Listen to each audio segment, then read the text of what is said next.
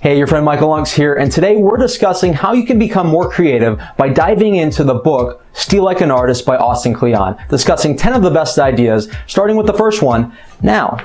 Number 1, no art is fully original. This is probably one of the biggest things that holds you back from creating, thinking you have to create something entirely new that has never been seen before. But the truth is, you'll take so much pressure off yourself once you realize that nothing is original. Don't look at it like you have to reinvent the wheel. Just try to modify the wheel in a sense. Maybe make it bigger, make it smaller, make it longer, make it shorter. Once you start looking at this in whatever you're creating, not to make something wholly new, but taking what's already here and enhancing it in some way, you'll start creating so much more. Number 2, draw from influences. One example being with these videos. I spent a month sitting around thinking, I don't know what to say. I want to help people, I want to make creative content, but nothing's happening. But then I sat down, I started to read books, especially books on creativity, and then I went to this book. I found the 10 ideas, and here I am making a video that is influenced from Austin Kleon, but it's my own thing. I'm putting my spin on it, and the same thing for you.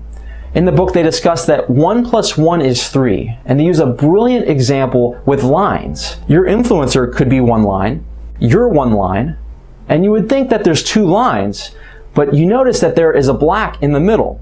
That's the third part. Your influences and you combined create something new. Number 3, practice productive procrastination. I'm sure there's been times when you've been creating something and you've hit a block. Maybe you're hit with fear or doubt on whatever it is that you're making, and you just sit there trying to work your way out of it. But there are ways that you can procrastinate that are rather helpful. Maybe it would be best to step away and talk with a friend. Go to a baseball game or go for a run. I've noticed with me, when I become more balanced and don't let go of my hobbies, that I've been able to create so much more. Go see your friends, have balance in your life. These are not wastes of time, and you'll find that they refresh you and recharge you, and when you come back to your creating, you'll start creating awesome content. Number 4, embrace obscurity. That's a fear many of us have. Creating something and hearing crickets. But have you ever thought that there's some advantages there?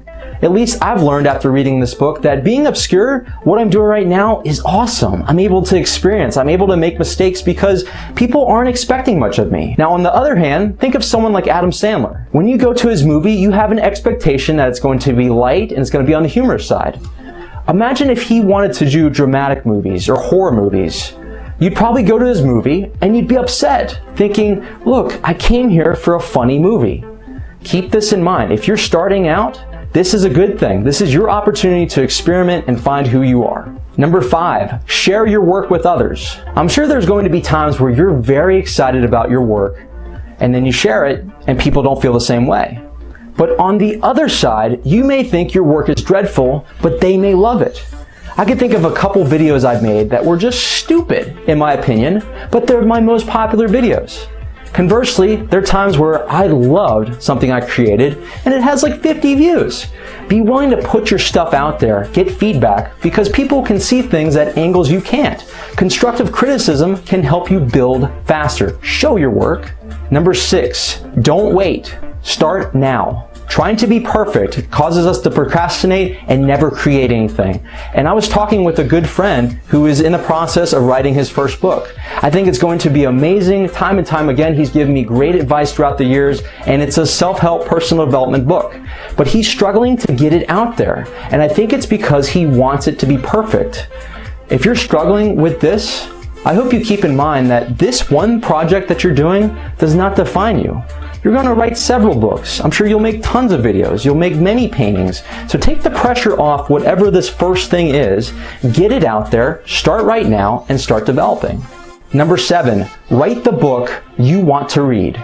I'm sure you have skill sets and strengths that people value right now. But if it's not something you're passionate about, you'll burn out over time. For example, I'm a pharmacist, so I have an extensive background with neurotransmitters, hormones, medications, things like that, but I'm not very passionate about it. I'd be better off just making videos on stuff that I'm really passionate about, psychology, spirituality, and try to convince people that this is more valuable than where I am right now. I remember reading in a blog post from Seth Godin that the term "give the people what they want" isn't as valuable as convincing them what they need. Whatever your passion is, start convincing people why it's important and write that book. Number 8, disconnect from your daily routine. Steve Jobs has said that creativity is just connecting things.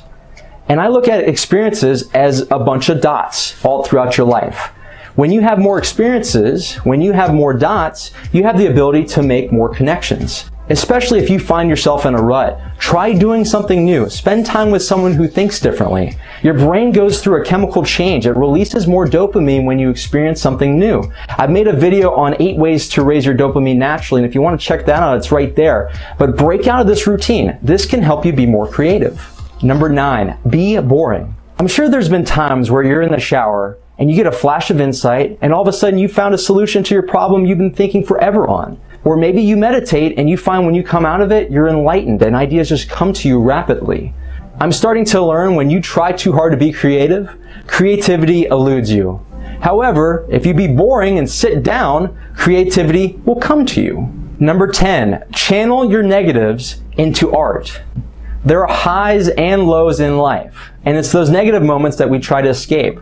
But oftentimes, maybe we've had a bad day or a fight with somebody, we lash out on that person or other people. Or we turn to things that relieve our stress. But I don't think many of us think about creating something. Channeling these negative emotions could catapult your career. Think about Taylor Swift. There's been several times she's had breakups, but she turned them into amazing songs. So do the same thing. Use these negative emotions to paint, to write, to sing, to make videos like I'm doing, and you'll find that you're more creative. There you have it, 10 of the best ideas from Steal Like an Artist by Austin Kleon. If you want more videos like this, make sure to subscribe and hit the bell notification so you don't miss anything. This is your friend Michael, inspiring you to learn, laugh, and love. Hope you enjoyed this video. Can't wait to see you in the next one.